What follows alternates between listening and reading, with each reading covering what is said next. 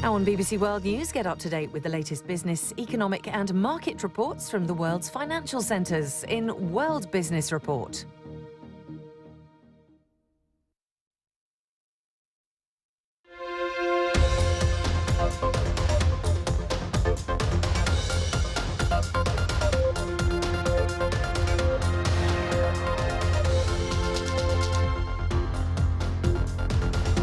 Four more years, the economic challenges ahead for President Obama as he's sworn in for a second term.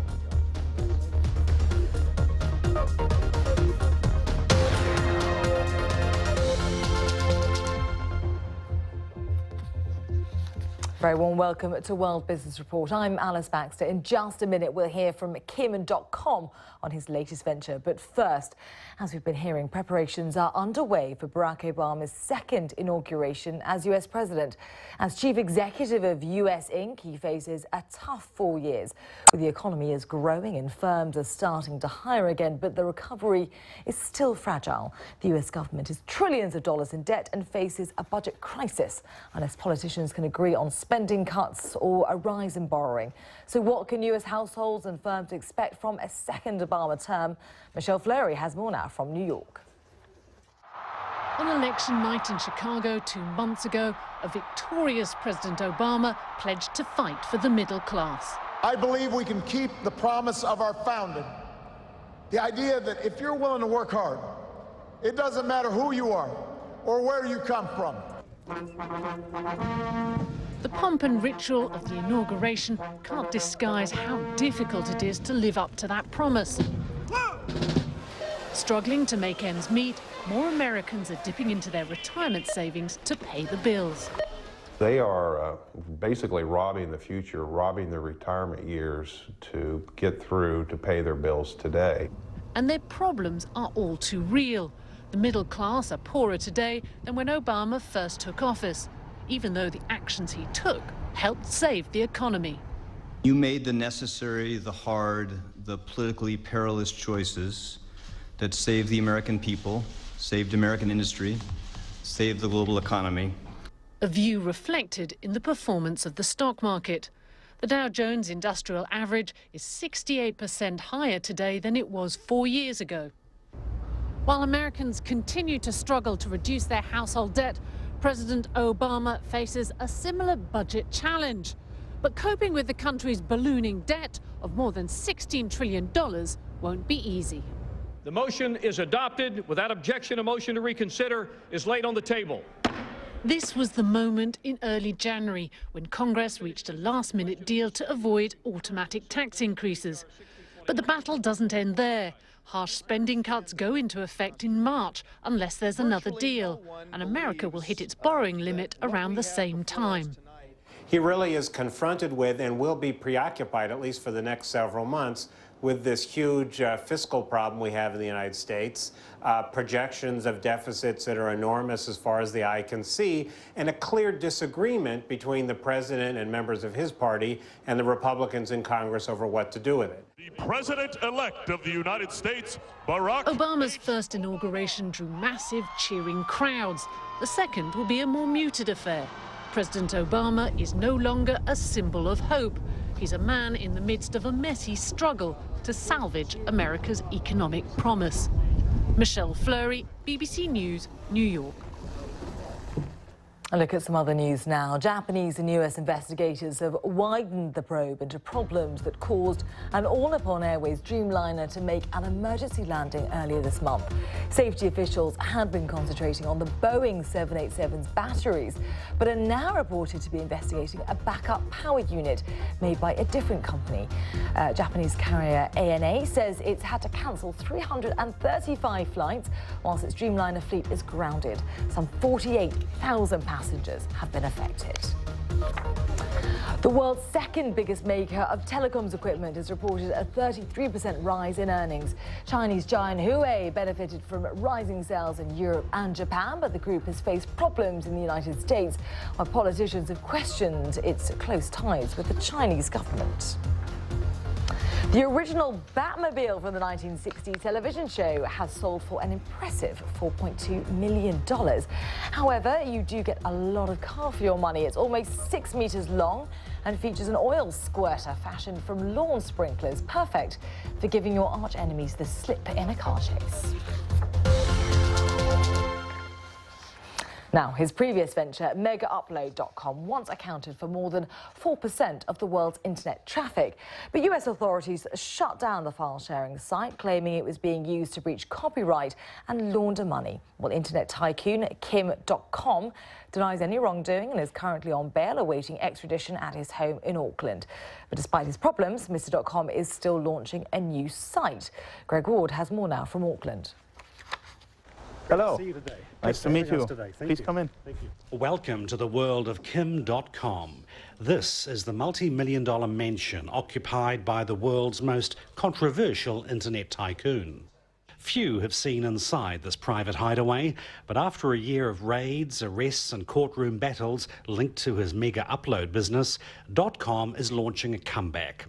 He's confident the new venture, a cloud storage business called Mega, will be legal and can't be shut down. I would think that this startup is probably the most scrutinized by lawyers in internet history. So, I mean, we had a team of legal experts look at every aspect of the site, and that gives us the assurance that there shouldn't be another attack.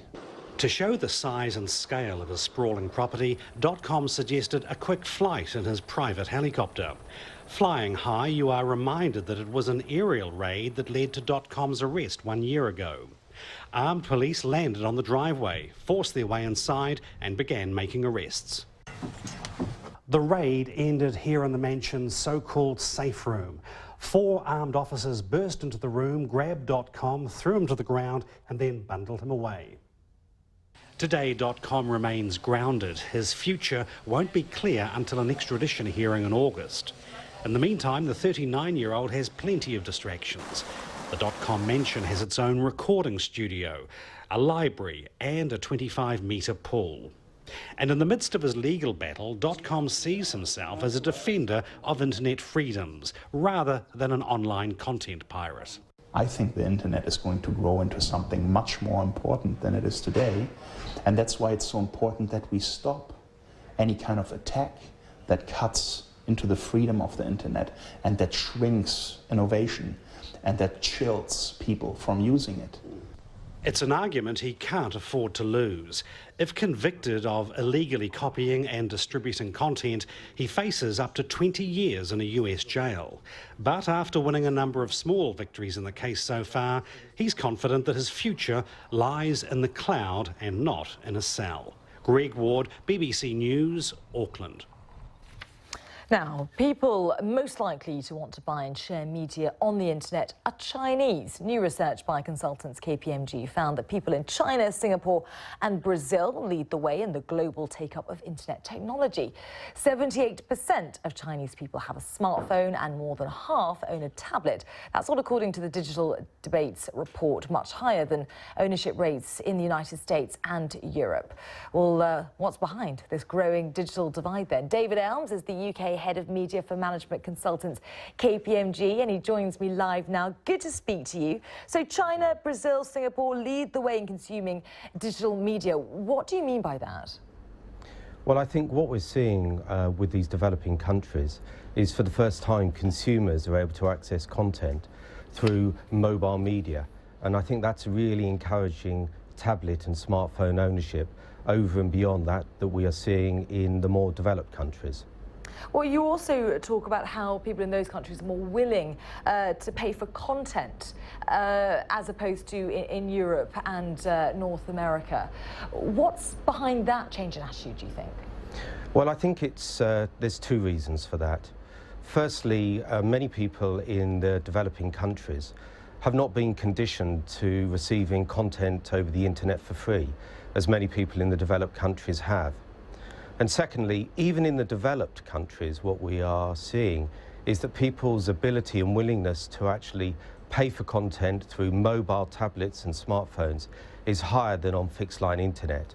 And, you know, as you said, in the developing countries, it really is the smartphones and the tablets that are driving consumption of new media content. Well, on that point, you also make the point in your report that in these high-growth emerging economies like China, they're not encumbered by the legacy of PCs, if you like, which we perhaps are in North America and Europe more. That's exactly right. And, you know, therefore the drive to consuming content through smartphones, tablets and media on the move is really driving the consumption and their ability and willingness to pay for it.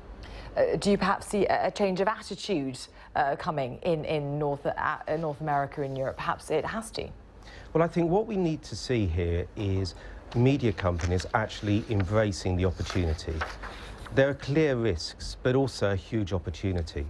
And I think what we need to see is media companies understanding the quality of their content and also understanding in more detail their consumers and actually marrying David the two. Elms, many thanks for that. David Elms there from KPMG, many thanks for that. OK, let's have a quick look at the markets if we can, and this is how they're doing in Europe at the moment. They have just opened. A quick look at how the close looked in Asia as well. All focus on the Nikkei as the Bank of Japan has that two-day meeting on the yen. That's all from me. More next hour.